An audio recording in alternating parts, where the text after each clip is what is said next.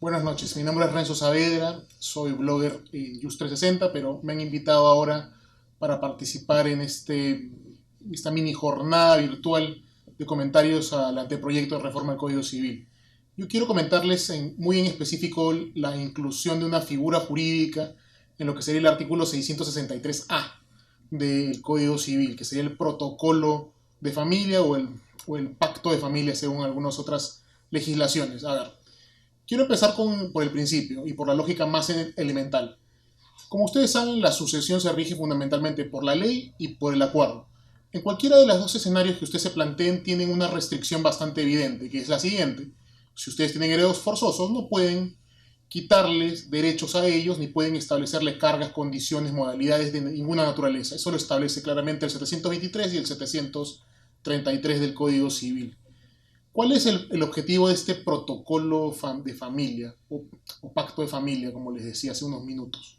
Es algo bastante sencillo, bien concreto. Es establecer algún mecanismo por el cual el causante o el futuro causante, en acuerdo con sus futuros herederos, va a disponer de un determinado bien o conjunto de activos que tengan que ver con una empresa de origen familiar o con una empresa en la cual una participación significativa se encuentre a cargo de la familia. Digamos, pensemos hace algunos años en el famoso ejemplo de Wong, que era obviamente una empresa de emprendimiento familiar. ¿Cuál es el inconveniente y que se ha obtenido y se ha visto a nivel comparado?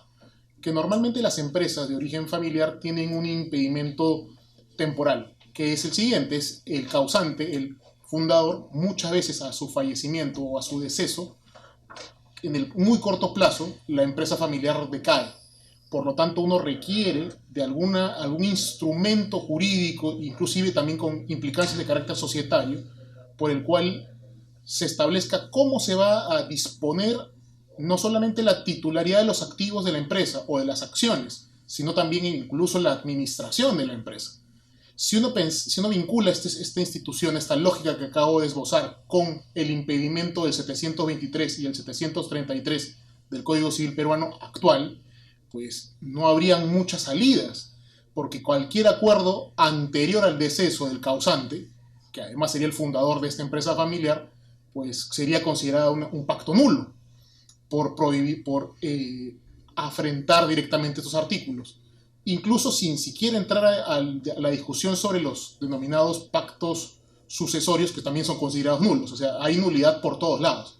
Entonces, la idea de la inclusión de este artículo sería, en primer lugar, dar flexibilidad a las normas hereditarias con vistas a que el principal activo a ser transmitido sea una empresa familiar. Esa es la principal razón. Esta razón se subdivide en una razón de índole económica. El grueso de las empresas que existen en un país, incluido por supuesto el Perú, son empresas familiares.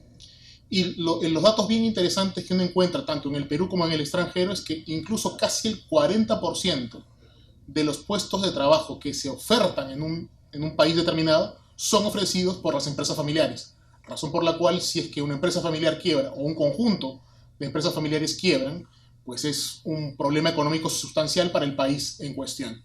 ¿Qué data nos arroja a nivel comparado? Que el grueso de las empresas de origen familiar van a tener un problema en el lapso de 10 a 20 años, tomando en consideración la circunstancia particular de la sucesión del heredero, perdón, del causante fundador.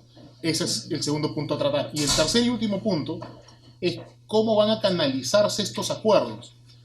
Ahora se viabilizan inclusive que el causante acuerde con un cierto grupo de herederos transferir los activos a pesar de que no hayan participado la totalidad de herederos, sea porque simplemente no participaron porque consciente o inconscientemente lo excluyeron.